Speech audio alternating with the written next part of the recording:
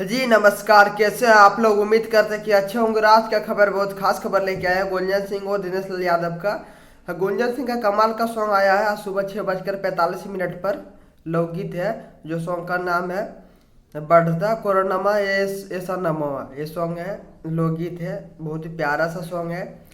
आज सुबह 6:45 पर गुंजन सिंह इंटरटेनमेंट चैनल से रिलीज किया गया है डायरेक्ट वीडियो सॉन्ग। और कमाल का सॉन्ग है। इस सॉन्ग को गाया आप लोग का सुपरस्टार गुंजन सिंह ने। इस सॉन्ग को लिखा है अमन अलबेला ने। इस सॉन्ग को म्यूजिक दिया है आर्या शर्मा ने।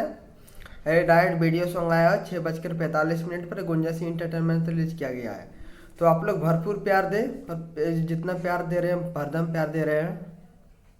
बहुत ही गाने को प्यार दुलार मिल रहा है और प्यार दुलार मिलना चाहिए क्योंकि बहुत ही प्यारा सा सॉन्ग है। और दूसरा दिनेश लाल यादव का जो है खबर उसका आ गया है।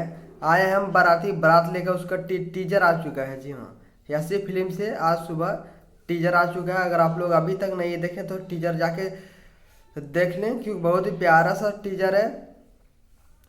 और ट्रेलर आप लोग को बहुत जल्द देखने को मिलेंगे। 1 या 2 दिन के बाद ट्रेलर भी।